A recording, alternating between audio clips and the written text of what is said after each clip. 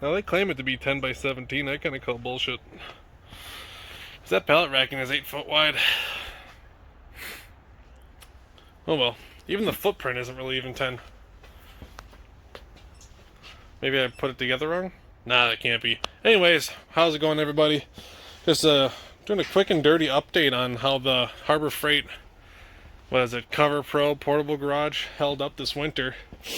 It's like my 4th or 5th attempt trying to make this video. I always end up either rambling or I never finish it, and whatever. So, overall, I am absolutely thrilled with how well this thing turned out. It did surprisingly very well this winter. We probably had a few spurts of fairly heavy snow. I would say probably about 10 inches here and there. A lot of times pretty heavy, very sticky. This actually did a pretty good job of shedding the snow off. And there were actually a couple times I'd run a small electric heater out here just to get the inside temperature up just enough so that it would actually slide off. And it did fantastic. And the couple times I had to actually get the snow off, I just took the push broom and kind of like started from the center and just kind of started pushing it off, and then started from up top and just kind of brush it down and off from the inside. That way I'm not putting too much force on the outside trying to scrape it off. And well, it turned out very well. There's no rips, no tears, no noticeable damage, not even really sagging all that much. Now there'd be times you come in after it's snowing, these things would be down a good foot or more. If it were me, I'd prefer, double the amount of beams across, but it did its job. And next year I may actually end up throwing another heavy duty tarp over this, but I have a feeling it should be alright for a while, because so far it's been doing fantastic. A couple of things I did for longevity, I don't know if it's going to make a difference or not. For the horizontal beams, I did put in small self-tappers, kind of keeping all of them in place. I did that on the ones down low and up top, because even during assembly they were falling apart. So I just kind of went through, and every time I get it all the way together and hit it with the mallet, I just quick stab in a self-tapper. And then what I also did is on each seam or connector, I did run electrical tape, just covering up the sharp edges, because the tarp is still touching the other side.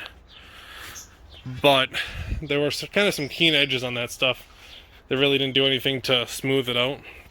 So that helped out immensely. No noticeable damage anywhere near the seams or even the curved pieces. And then the other thing I ended up doing was I did put in I just ran dirty power out here, but I put lights in here. I had 2 up here.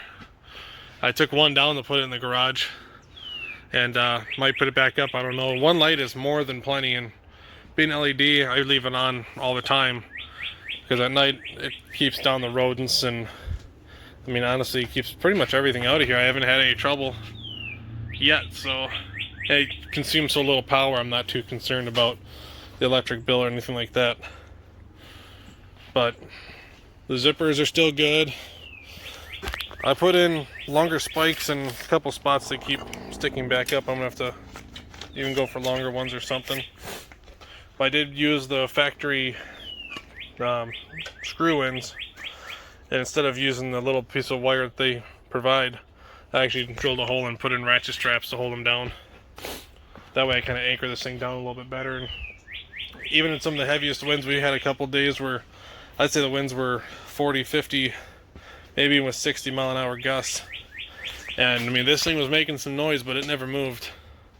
And the big thing is to remember to close that door before a storm hits. And I even got to the point where I would like put boxes in front so that air doesn't get underneath the door. Because once air gets in, then it puffs out and lifts off. So you want to keep it, I don't want to say airtight, but you want to keep the majority of the wind out. So that's pretty much it. I mean, this thing has been working fantastic. It's held up so far. Not even a full year yet, but it was I think it was November I put this up. But at least it survived the winter, and then summer we'll see how it does dealing with all the direct sunlight. There are some bushes in the back, but it's summer almost, so it's May, so that sun is going to start passing right overhead. But should be pretty good. Should work out. I gotta get some weed killer.